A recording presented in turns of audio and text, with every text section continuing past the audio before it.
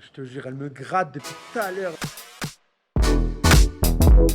Salut les amis, bienvenue dans une nouvelle vidéo de Better Talk with Abdel. Un épisode encore pour parler d'un débrief du combat du grand Youssef Bouganem, le grand frère. Je vous dirais une légende de Muay Thai qui est belge et marocain. Waouh, écoutez, moi j'adore ce combattant déjà. Déjà j'adore cet homme. Avant tout, j'adore cet homme avec son histoire. Il a une histoire vraiment très dure, une vie très très dure. Si vous ne le connaissez pas, s'il vous plaît, allez voir, allez lire, allez écouter son histoire. C'est incroyable, vraiment, je l'adore. Et en plus, j'adore la personne. Quand on l'entend parler, c'est que du bonheur. C'est une source de philosophie dans un monde de brutes. Donc, j'adore l'entendre parler, j'adore. Il y a une philosophie à lui qui est incroyable. Et on ne peut pas aimer Youssef Bouganem. Et beaucoup de respect pour lui. Une légende du Muay Thai, un guerrier de Muay Thai. Il a été multiples fois champion du monde de Muay Thai.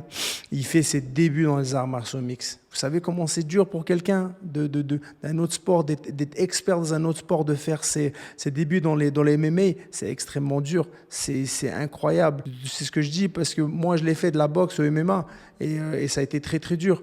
Je me rappelle mon premier combat, je me suis fait mettre au sol au bout de 10 secondes. Et je ne savais pas quoi faire. Et j'ai regardé la vidéo après, et puis je dis putain, mais j'étais nul. C'était dégueulasse. Qu'est-ce que j'aurais dû faire ça. Et ayant beaucoup plus d'années d'expérience et beaucoup plus professionnel, je connais beaucoup plus de choses. Donc c'est drôle de regarder ça. Et les peu de sportifs qui ont fait le pas à aller en MMA, en fait, c'est très dur. C'est très très dur parce qu'on doit connaître beaucoup de disciplines.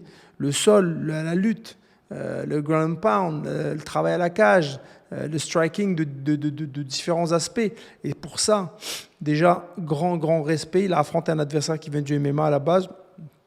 Donc, Youssef, vraiment, bravo pour ta carrière et bravo pour tout ce que tu fais. Bravo pour toutes les interviews que tu fais et qui sont superbes parce que, franchement, les jeunes qui combattent, ils devraient vraiment prendre exemple sur ce combattant-là. Après tout ce qui lui est arrivé, n'a pas sombré dans le côté dark, mais plutôt à vraiment briller dans la lumière. Donc, vraiment, bravo. Donc, à l'écourt, son premier combat de MMA, c'est quand même beau. Premier round. Je dirais un premier round d'hésitation, mais après j'ai compris parce qu'apparemment il a dit qu'il était malade. Donc un premier round un peu hésitant, mais toujours en mode standing, un peu plus Muay Thai, donc vraiment plus haut.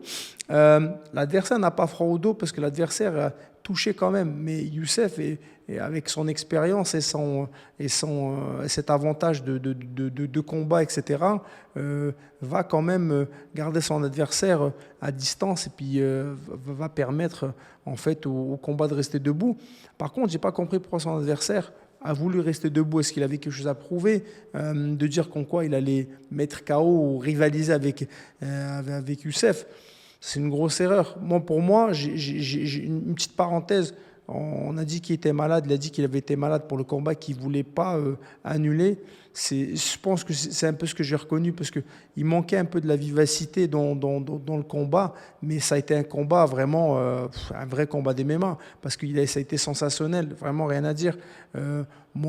Après, quand il se fait, à un moment donné, malheureusement, il se fait contrer sur je pense qu'il donne un low kick, il se fait contrer avec une droite, ça le knock. L'adversaire le met au sol, va dessus, c'est pas facile.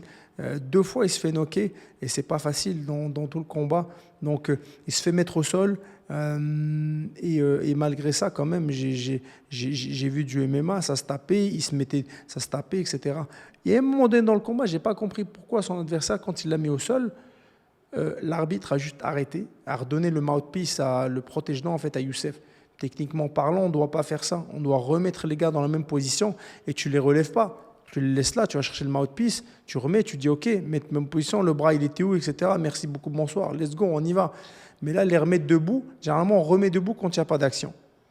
Quand il n'y a pas d'action, on remet debout. Quand un adversaire est par terre et l'autre est en haut, c'est l'avantage à l'action. C'est-à-dire que toi, si moi je veux être par terre et que mon adversaire veut être debout, ben moi je veux rester par terre et je fais des moulinettes avec mes jambes, ben l'arbitre doit dire toi debout, parce qu'on fait place à l'action.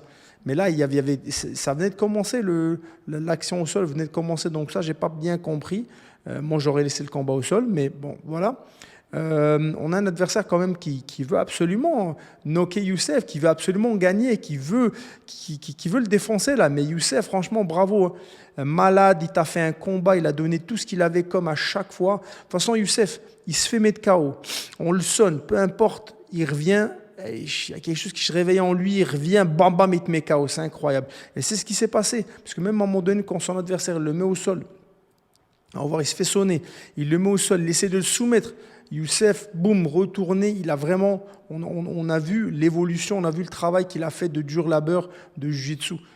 C'est vraiment, vraiment, vraiment bon parce que généralement, quand tu arrives dans le combat, tu t'es entraîné peut-être pendant des années, mais tu arrives dans le combat, ben, il n'y a plus rien qui marche. Il n'y a pas tous les fils qui sont connectés. Tu n'arrives pas à appliquer ce que tu as appris alors que tu étais le meilleur à l'entraînement à faire ça. Mais là, ben, tu te glaces, tu restes de marbre. En fait, tu te glacifies, tu freezes, comme on dit. Donc vraiment, ça a bien montré. Un retour de Youssef qui, à base de coups de genou, en fait, qui knock son adversaire, qui le sonne. Et puis voilà, donc il va pour lui a mis plusieurs coups de genou. L'adversaire a mal.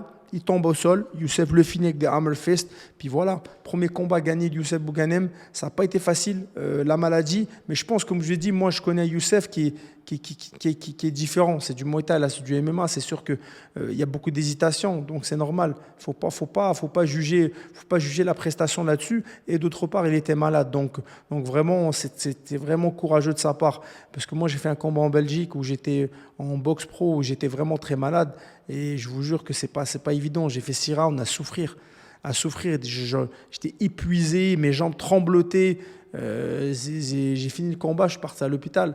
Et pas à cause des coups, à cause de la maladie. Combattre quand on est malade, c'est très dangereux. Bravo, il l'a fait et il a quand même donné une prestation, une sacrée prestation. L'adversaire aussi, bravo, il a essayé de rester debout avec Youssef Bouganem et c'est une légende du Muay Thai. Donc Youssef, bravo frérot, je te souhaite vraiment tout le meilleur pour ta carrière de Muay Thai. Et écoute, continue à parler, continue à partager ton savoir, continue à partager ton passé, ton vécu, continue à partager ta vie parce que tu éblouis le futur de beaucoup de jeunes comme ça. Vraiment, donc, je t'applaudis vraiment. Et les amis, vous savez ce que c'est, hein? Vous avez des commentaires, vous avez des questions, tout et n'importe quoi. Je suis là. Vous avez n'importe quelle question à me poser, posez-la avec grand plaisir, j'y répondrai. Et donc, à bientôt et abonnez-vous. Je te jure, elle me gratte depuis tout à l'heure.